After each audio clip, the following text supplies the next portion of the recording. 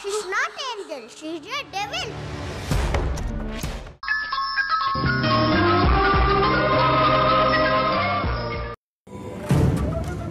ఇల్లు వదిలి వెళ్ళిపోవడం ఏంటను? వెళ్ళండి డాడీ. సిన్ను ఆంటీ అను బాగా ఓవర్ చేస్తున్నారు. ఇంకా ఉన్నావే? వెళ్ళిపోతా అన్నావుగా. వెళ్ళు. వెళ్ళిపోతున్నాం. పదను వెళ్ళిపోదాం.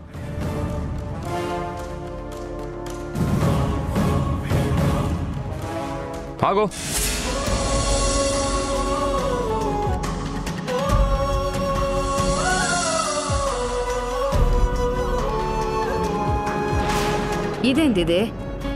ఇదేంటి మళ్ళీ కొంపలో సెటిల్ అయిపోతుందా ఏంటి?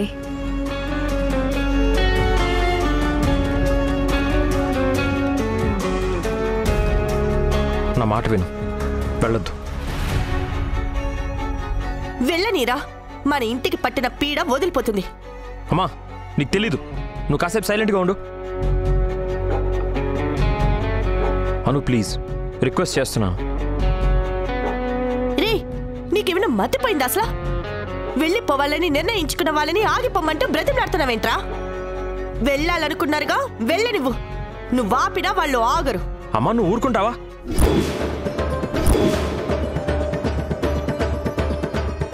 అను ఒక్క నిమిషం ఉండు. అమ్మా చిన్నపిల్లలు ఏదో గొడవ పడుతుంటే వయసులో పెద్దదానివి, వాళ్ళకి సర్దిచ్చే పాపాలు కానీ వాళ్ళ గొడవల్లో ఆజ్యం పోసి ఇంకా పెద్దది చేస్తావా నువ్వు? సంధ్య, అమ్మగా నువ్వైనా పిల్లలకి చెప్పాలి కదా. ఎట్టా చెప్పమంటావా బే? నన్ను మన పిల్లకాయల్ని అను ఎన్నెన్ని మాట్లాడుండదో తెలుసునా? మా అమ్మని బ్యాడ్ అన్నా కాదా నువ్వు? ముందన్నే నువ్వే కాదు నువ్వే. Please stop it.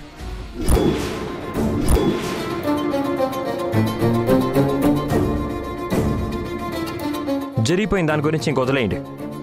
ఇలాంటివి మళ్ళీ రిపీట్ కాకూడదు.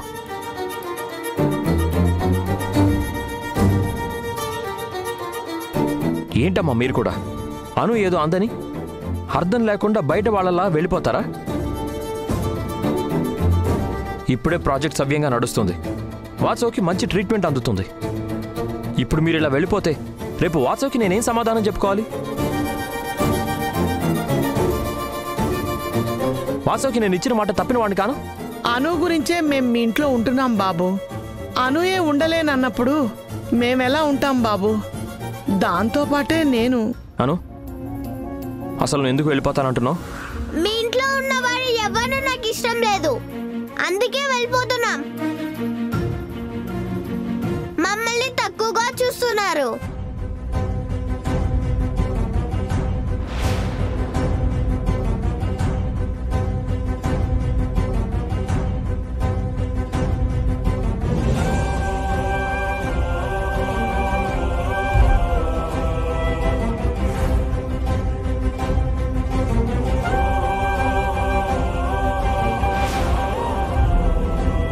చూడను, నాకు నా పిల్లలు వేరు, నువ్వు వేరు కాదు. మీ ముగ్గురు నాకొక్కటే. మీ డాడీ వల్లే నా పిల్లలు ఇప్పుడు ప్రాణాలతో ఉన్నారు. ఆ రుణం తీర్చుకోవడం కోసమే మిమ్మల్ని మా ఇంట్లో ఉంచుకొని చూసుకుంటున్నాను. చెప్పను, అసలు నీ ప్రాబ్లం ఏంటో చెప్పను, నేను తీరుస్తాను.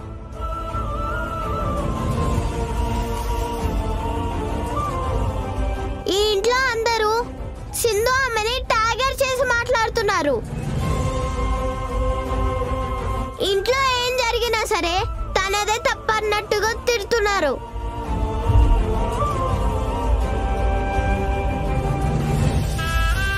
అందరూ మా అమ్మని అంటుంటే నాకు చాలా బాధగా ఉంది. అమ్మ కూడా ఎంతో బాధపడుతుంది. ఇలా నేను అమ్మ బాధపడుతూ ఇక్కడ ఉండలేం. ఇంక నుంచి నిన్ను కానీ సింధుని కానీ ఈ ఇంట్లో ఎవరు టార్గెట్ చేయరు, ఎవరు తిట్టరు. నేను చెప్తున్నాను, మీకు బాధ కలగకుండా నేను చూసుకుంటాను.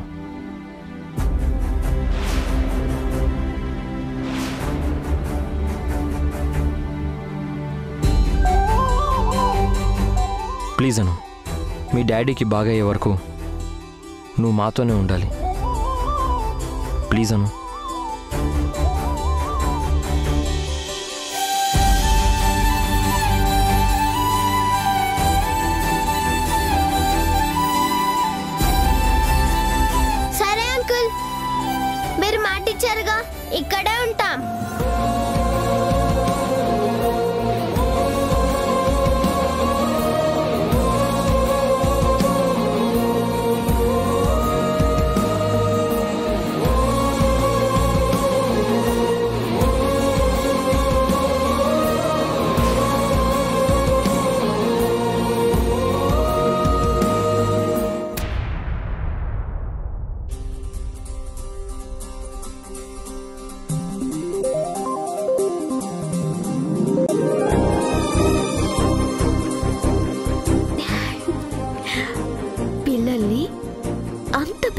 చూసుకునే అప్పి ప్రేమను పొందితే నన్నెంత బాగా చూసుకుంటాడో.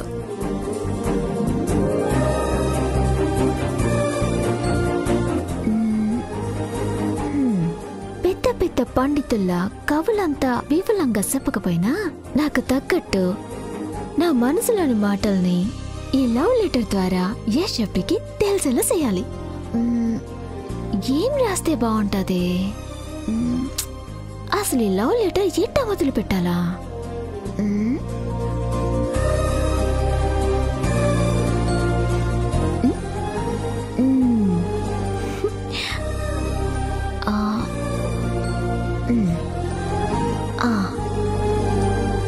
ప్రియమైన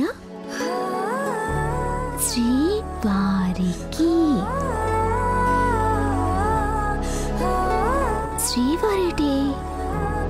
శ్రీవారేటి ఇంకా పెళ్లి కాలేదు కదా, నేను భారీగా చేసేది నటనే కదా, ఇది కరెక్ట్ కాదు.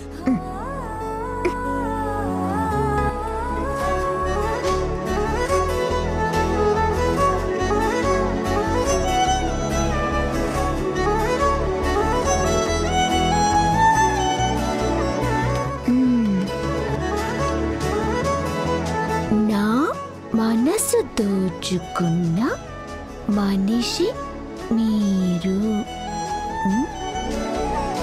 యష్ చెప్పి నా మనసు దోసుకోవడం ఏంది? స్టార్టింగ్ ఏం బాగాలే.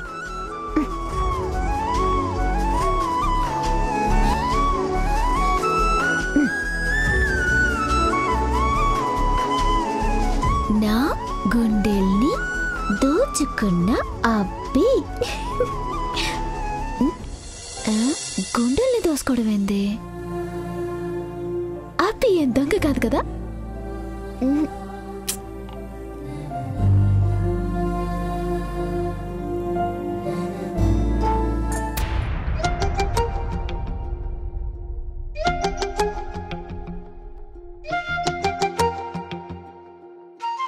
ఏందమ్మే రూమ్ అంతా ఈ పేపర్లేంది? ఏమై ఉండదే? నచ్చక నేను నలిపి పారేసున్నాను. నచ్చక పారేసుండావా? అసలేం చేస్తుండావమ్మే?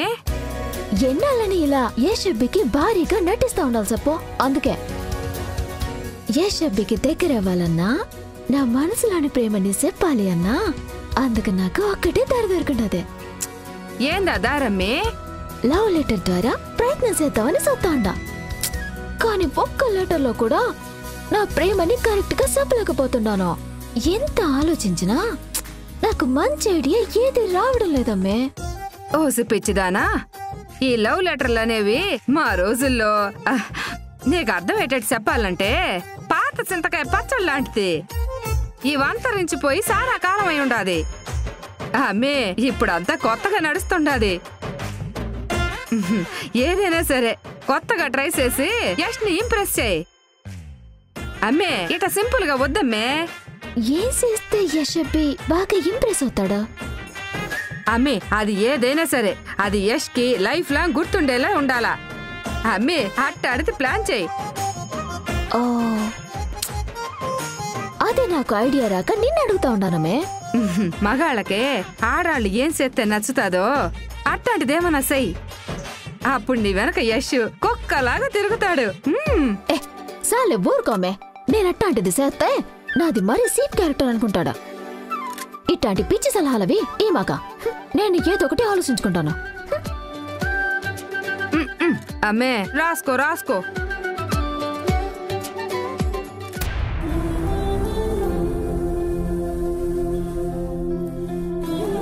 ఇక మీదట నాతో ఎలాంటి డీలింగ్ ఉన్నా సింధు నువ్వే నాకు రిపోర్ట్ చేయాలి.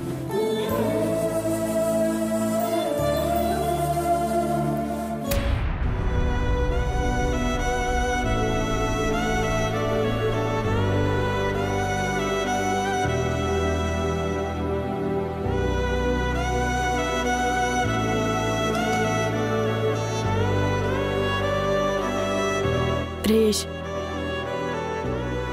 పాలు తాగరా. ఆఫీస్ వర్క్తో బాగా అలసిపోయినట్టున్నావు.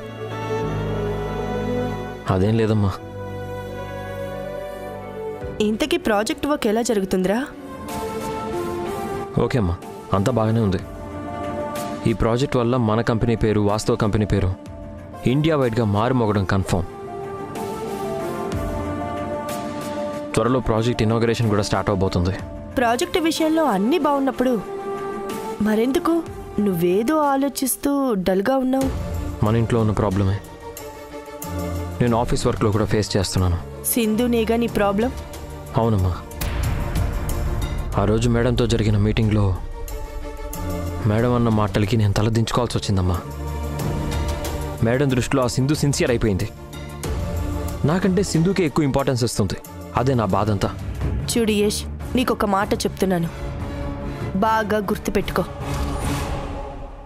సింధు చాలా తెలివిగలది.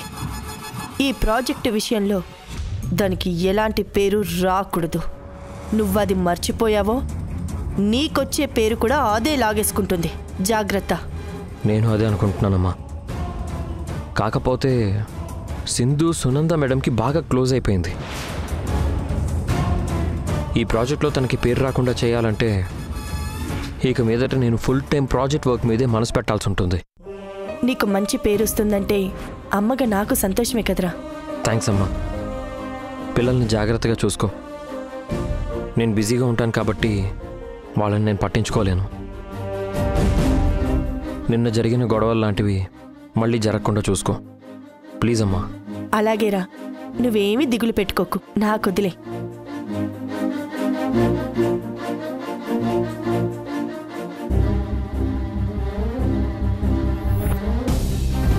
సరేరా.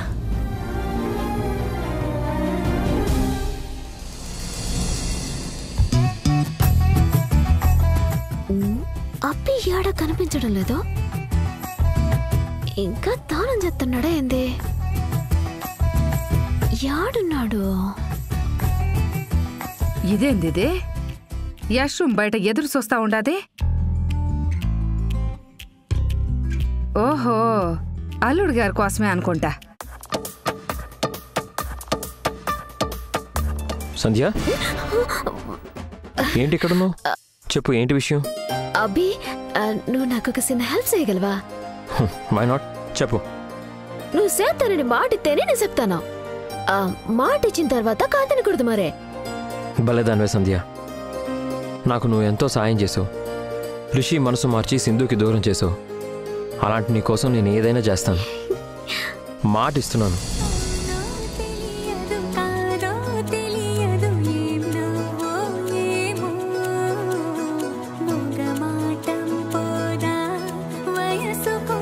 చెప్పు, ఏంటా హెల్ప్? డబ్బులు ఏమైనా కావాలా? ఎంత కావాలి? డబ్బుతో నాకేం అవసరం పడలేదబ్బే. మరి ఇంకేంటి? రేపు నన్ను సరదాగా అటు బయటికి తీసుకెళ్తావా? ఇంట్లో అయితే అందరు ఉంటారు, ఏకాంతం దొరకదని. అదే బయట అయితే కూతురు అల్లుడు గారే ఉంటారు కాబట్టి ఇద్దరు ఎంచక్క మనసిప్పి మాట్లాడుకోవచ్చు. ఏంటబ్బి ఆలోచిస్తా ఉన్నావా? ఇవాళ నుంచి ప్రాజెక్ట్ ప్రొడక్షన్ వర్క్ స్టార్ట్ అవుతుంది. నేనే దగ్గరుండి చూసుకోవాలి. ఇలాంటి బిజీ టైంలో నిన్ను బయటికి తీసుకెళ్ళమంటే ఎలా అని ఆలోచిస్తున్నాను. నీకు అంతగా కావాలంటే అమ్మని తోడు తీసుకెళ్ళు. సరే, నాకు ఆఫీస్కి టైం అవుతుంది.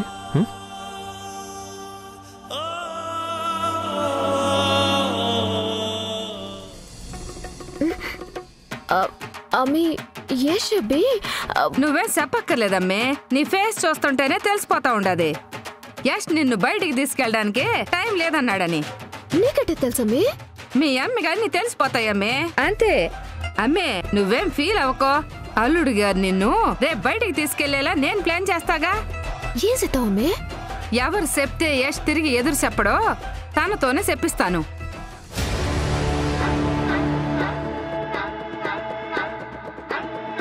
అమ్మా, హోంవర్క్ చేసుకుంటా ఉండవా? ఇప్పుడు ఈ విషయం నీకు చెప్తే నీ హోంవర్క్ పాడవుతుంది. ఏ విషయం? అదే మీ అమ్మ విషయం. మా అమ్మాయి విషయమా? చెప్పండి. మీ అమ్మని మీ నాయన అస్సలు పట్టించుకోవడం లేదు. పాపం మీ అమ్మ పొద్దుటి నుంచి పడుకునే వరకు ఇటు మీ పని అటు ఇంటి పని చేస్తూ చాలా కష్టపడతా ఉండదు. మీ అమ్మకి కాస్త రిలాక్స్ ఉండాలి కదా. అవును ఉండాలి. అందుకే మీ అమ్మ మీ డాడీ దగ్గరికి వెళ్ళి రేపు సరదాగా నన్ను బయటికి తీసుకెళ్ళండి అని అడిగితే నాకు టైం లేదు, ప్రాజెక్ట్ వర్క్ లో బిజీగా ఉండాలని చెప్పుండాడు. అమ్మే దానికి మీ అమ్మ చాలా బాధపడిపోతా ఉండాది పాపం. సరే అయితే నేను చూసుకుంటాను.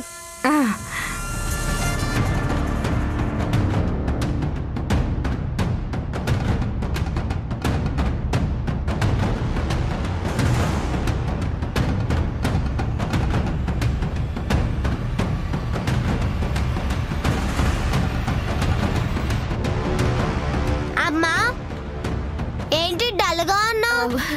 లేదు శశి, నేను బానే ఉండాను. నాకు తెలుసు నువ్వెందుకు అలా అన్నావో. నువ్వెప్పుడు హ్యాపీగా ఉండాలమ్మా. దా వెళ్దాం. ఎక్కడికి శశి? రా చెప్తాను.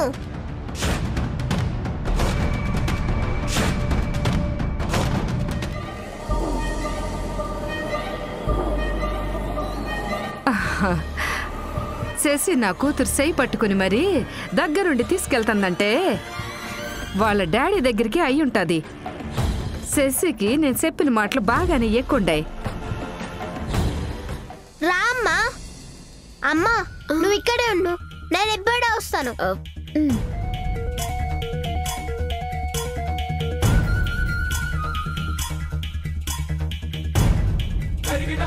డాడీ ఏంటి శశి? నిన్నొకటి అడుగుతాను, చేస్తావు కదా? ఏంటమ్మా అది? చేస్తానని నాకు మాట ఇవ్వు. అలాగే చేస్తాను.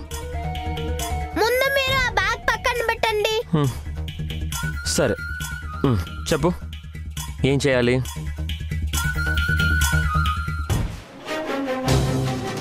నేను అడిగితే చేస్తావు కదా? నువ్వు అడిగింది ఖచ్చితంగా చేస్తాను, ఓకేనా? అయితే అమ్మా నువ్వు రేపు బయటికి వెళ్ళి డిన్నర్ చేసి రండి.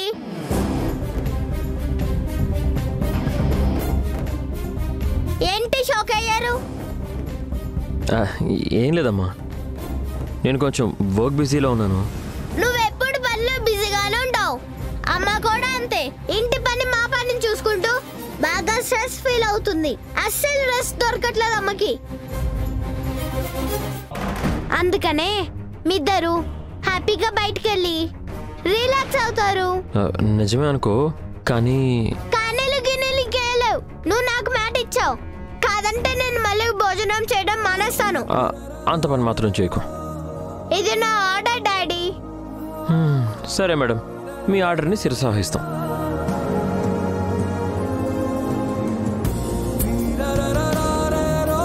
మీ అమ్మని రేపు బయట డిన్నర్కి తీసుకెళ్తాను, ఓకేనా? Hey thank you daddy.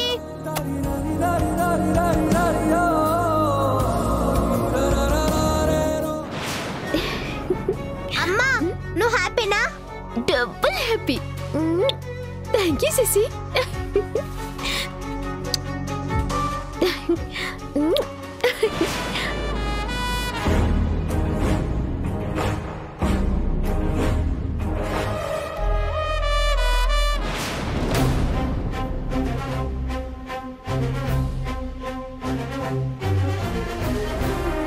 పోనీ ఈ నెంబర్స్ ద్వారా వాళ్ళ అడ్రస్లు కనుక్కోవచ్చు కదా, మనకేదైనా క్లూ దొరకచ్చు. అది కూడా ట్రై చేసాం, అన్ని ఫేక్ అడ్రస్లే.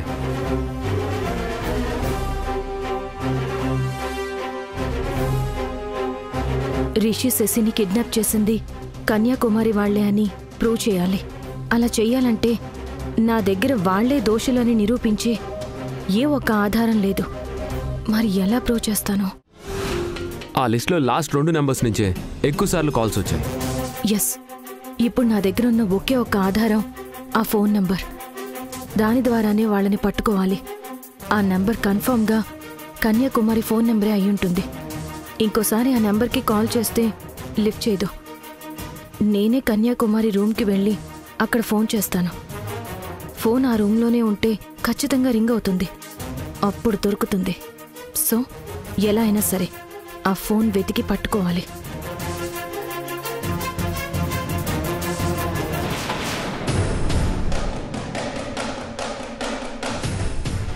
జింగి చెక్క జింగి చెక్క జింగి చెక్క. కన్యాకుమారి ఏంటి ఇంతగా డాన్స్ చేస్తుంది?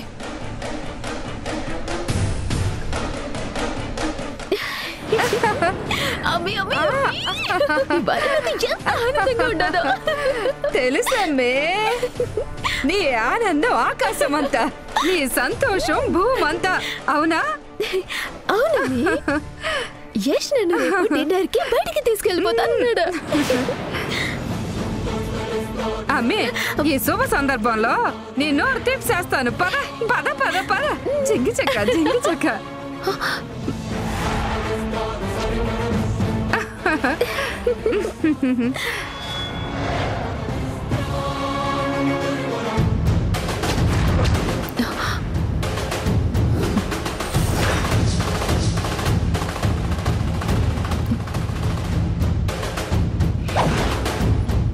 స్విచ్ ఆఫ్ వస్తుందేంటి? అంటే రూమ్లోనే ఎక్కడో ఒకటి పెట్టుంటుంది.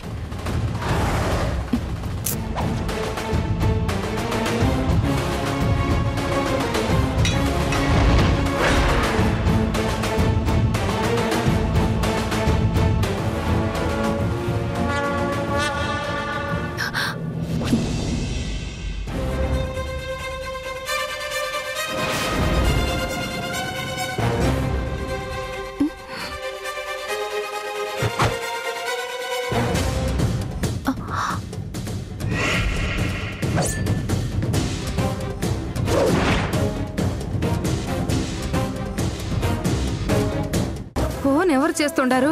కొంపు తీసి సింధునా?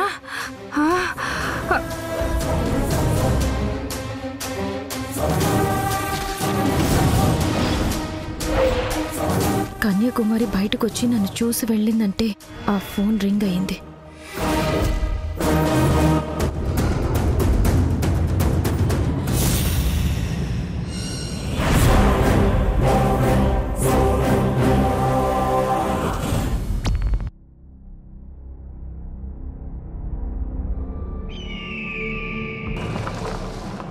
నువ్వు దయ్యాలున్నాయని నమ్ముతావా?